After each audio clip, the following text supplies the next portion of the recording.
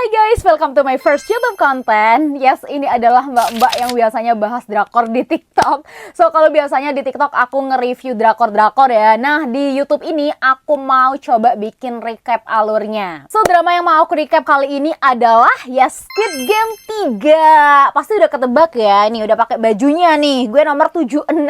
Mungkin udah banyak yang tahu ya kalau Squid Game 3 itu tuh adalah lanjutan dari Squid Game 2. Dan ceritanya masih nyorotin tentang kisahnya Gi-hun atau Lee Jung-jae yang mutusin buat balik lagi ikutan game maut itu buat nyelamatin orang-orang. Gimana kisahnya? Langsung aja simak sampai habis ya. Tapi jangan lupa like, komen, dan subscribe dulu. Oke?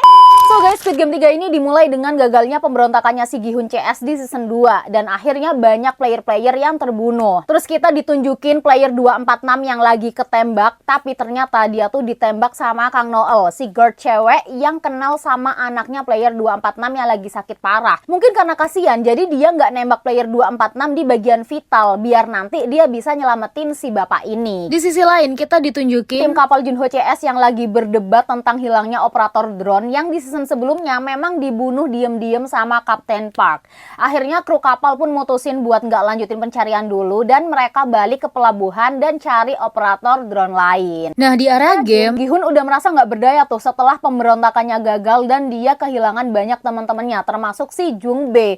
Dia juga kelihatan dendam banget sama si Daeho. Mungkin dia mikirnya Daeho ya yang nyebabin pemberontakannya gagal, karena Daeho yang awalnya disuruh bawa tambahan magasin ternyata malah nggak balik gitu. Sementara itu si Kang Noel di sini dia tuh masih bertekad buat nyelamatin player 246 dengan pura-pura ikut rencana Pink Guard yang diam-diam mau ngambil organ player 246. Dan seperti yang diduga, sampainya di tempat operasi, Noel dengan skill gelutnya yang gacor, dia langsung ngebantai para Pink Guard dan langsung nyuruh Pink Guard dokter buat nyelamatin player 246 ini. Yang nantinya player 246 itu tuh bakal disamarin Kang Noel jadi Pink Guard nomor 16. Ingat ya guys. Di luar area game, Choi Woo-sok udah mulai curiga tuh sama Kapten Park. Dia ngasih tahu Junho yang lemot itu tentang kecurigaannya.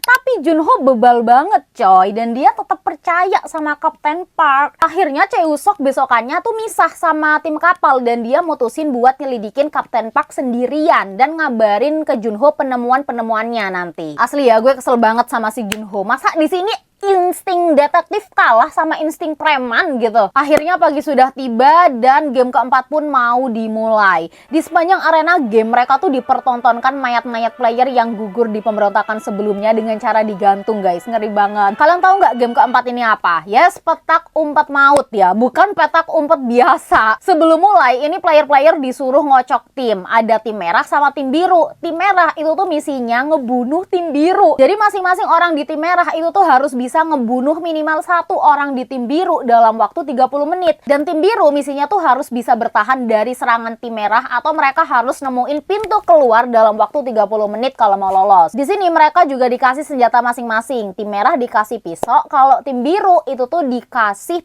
kunci pintu yang bisa buat ngebuka pintu-pintu di arena games untuk sembunyi dari tim merah. Sebelum mulai mereka tuh juga dikasih kesempatan buat nuker tim kalau mau. Dan di sini Myung-gi player 333 yang awalnya di tim merah itu tuh bertukar tim sama Junhee player 222 di tim biru. Dengan alasan setelah nyelesain misi dia tuh mau ngelindungin Junhee dan bayinya. Terus si Bujang atau player 149 di tim merah itu tuh juga bertukar sama anaknya Yongsik di tim biru karena Yongsik tuh ngiranya si ibu nggak bakal bisa ngebunuh orang lain, jadi mending dia aja gitu yang di tim merah. So akhirnya permainan dimulai. Di sini Namgyu ngajak Myung-gi buat kerjasama karena ya kalau misal mereka kerjasama as team mereka bakal lebih cepet ngebunuh orang gitu dia mikirnya.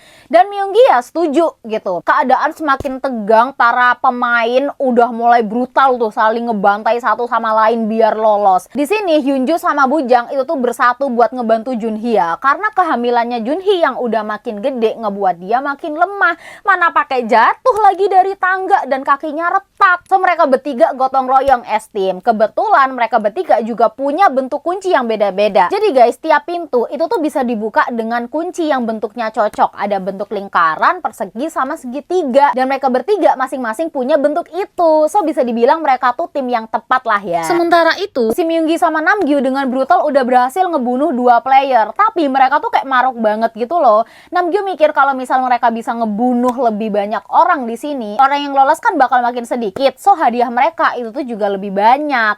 Si Myunggi-nya juga setuju-setuju aja lagi dan ngelupain janjinya ke Junhee yang bilang katanya nanti dia mau ngelindungin Junhee kalau udah nyelesain misi. Gak lama kemudian di tengah-tengah permainan si Junhee tuh ketubannya pecah guys, alias dia mau lahiran. Akhirnya di tempat yang aman, Bujang ngebantu Junhee buat lahiran di situasi dan kondisi yang seadanya itu ya. Tapi akhirnya alhamdulillah anak Junhee lahir dengan selamat, sehat walafiat. Keren juga nih Junhee lahiran kagak sampai 30 menit gitu. Kita beol aja kayak lebih lama dari itu ya gak sih? Tapi guys, gak lama kemudian tempat persembunyian mereka itu tuh ketahuan sama tim merah. Dan tim merah langsung nyerang Hyunju tuh. Dan Hyunju ya berusaha mati-matian ya buat ngelindungin diri, termasuk Hyunju, si bayi dan Bujang. Berkat skill militernya dia menang guys, alhamdulillah, walaupun kakinya ketusuk. Terus beruntungnya ya nggak jauh dari tempat dia fight itu ternyata ada pintu keluar. Harusnya Hyunju tuh bisa aja langsung keluar dan lolos, tapi dia milih balik lagi buat ngasih tahu Bujang dan Junhee dan ngajak mereka keluar bareng-bareng gitu loh maksudnya.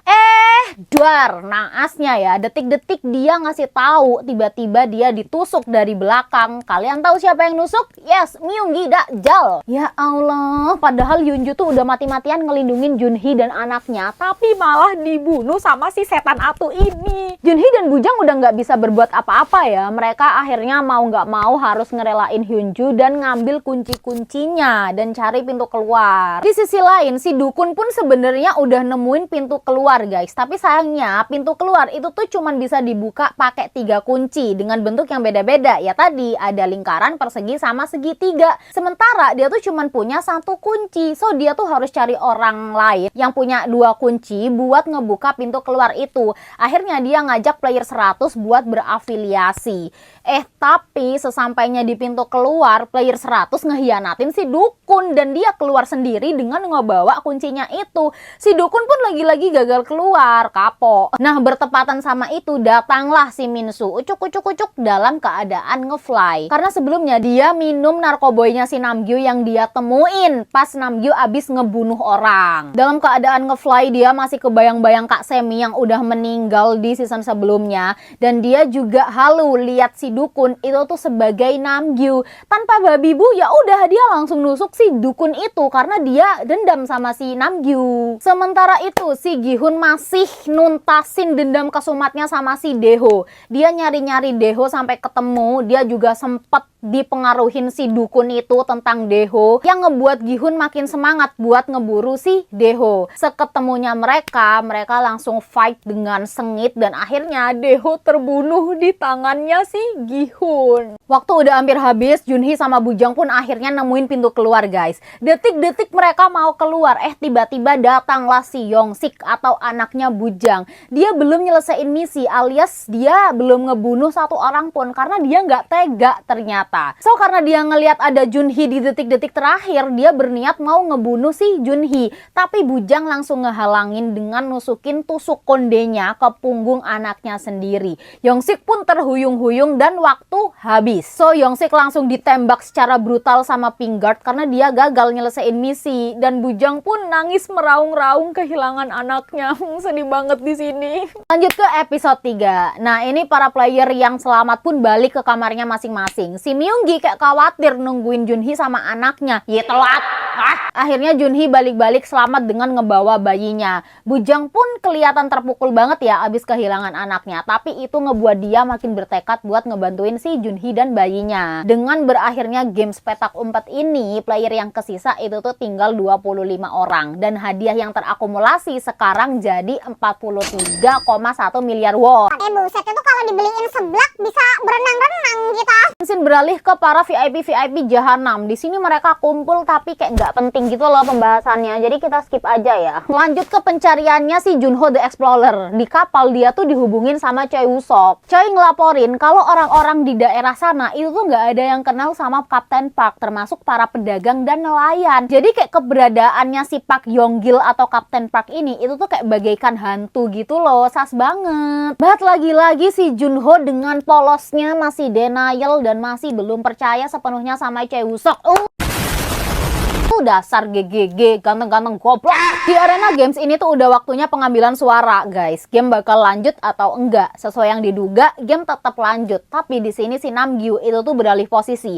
Dia milih X karena dia tuh kayak udah kehilangan narkoboynya. Jadi dia udah nggak fokus gitu loh. Dia kayak pengen berhenti aja gamenya. Tapi sebaliknya si Minsu malah milih buat lanjut karena dia pengen ngabisin si Namgyu. Di TKP operasi ilegal, tim Pink Guard Line itu tuh akhirnya nemuin bekas kekacauan yang dibuat sama Kang Noel sebelumnya. Dia ngelapor ke manajer tim guard dan mereka curiga guard nomor 16 itu tuh yang ngelakuin karena diantara mayat-mayat itu cuman guard nomor 16 yang hilang. Nggak lama kemudian bagaikan hantu ya, Kang Noel tiba-tiba muncul di tengah-tengah kegelapan. Di sini dia nemuin manajer tim guard dan mau negosiasi buat ngebantu dia kabur dengan nugasin dia dan guard nomor 16 jaga perimeter luar. So ya mereka nanti bisa kabur gitu. Balasannya dia bakal tutup mulut soal pengambilan organ ilegal yang diperintahin sama Pak manajer ini. Karena sebenarnya mereka ngejalanin bisnis penjualan organ ini itu tuh tanpa sepengetahuan frontman, guys. Walaupun di sini si manajer setuju, tapi dia justru makin curiga dan nyuruh anak buahnya buat nyelidikin TKP lagi. Nah, akhirnya ketahuan dah kalau guard nomor 16 itu tuh adalah player 246 yang mau dibawa kabur sama Kang Noel. Sementara di kamar para player, Bujang pun mulai ngajak Gi-hun ngobrol. Intinya Bujang tuh ngomong kalau Gi-hun orang baik, semua itu bukan salahnya dan dia pengen Gi-hun ngebantu Junhee jaga bayinya. Berkat kata-kata mutiaranya Bujang itu, Gi-hun pun mulai ada gairah buat hidup lagi. Karena sebelumnya dia kayak udah lemes gitu loh. But ternyata naasnya keesokan paginya Bujang ditemuin meninggoy bundir, guys.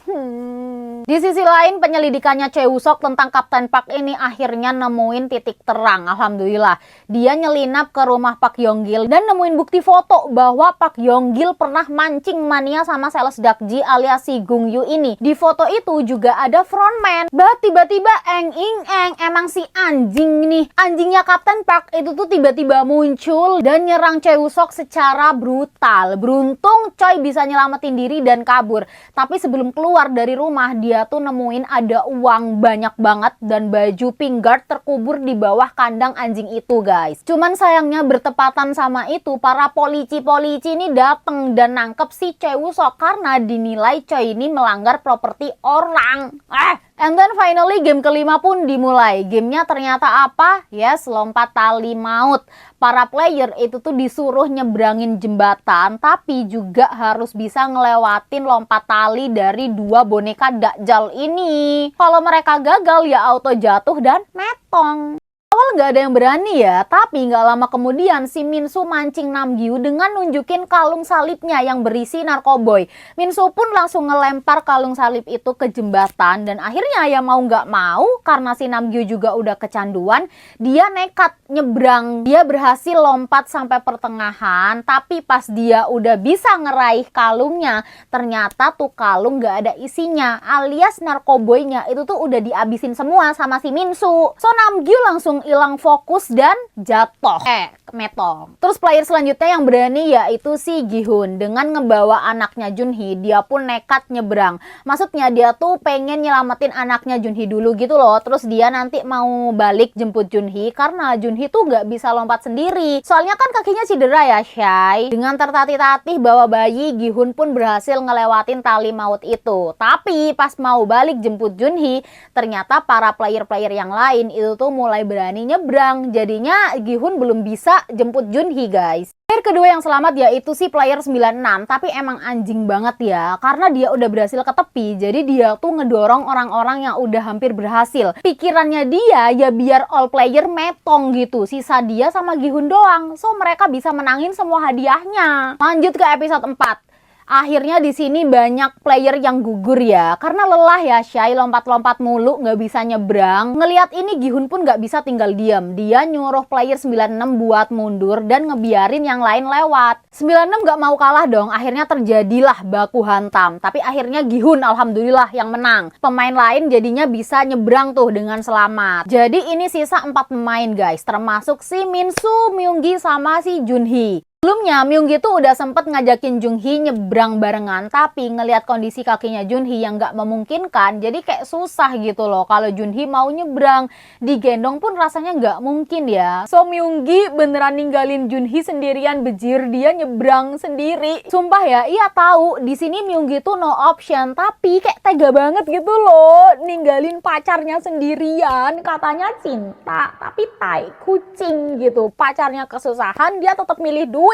Meanwhile di ujung sana si Gi-hun tuh masih berusaha buat balik dan nyelamatin Junhee. So kira-kira gimana nasib Junhee selanjutnya? Apakah dia berhasil atau dia malah jadi korban lompat tali maut selanjutnya? Ya tunggu aja ya guys, nanti bakal gue bahas di part 2. So biar gue semangat lanjutin part 2 nya, jangan lupa like, comment, dan subscribe dulu. Oke, see you in my next video.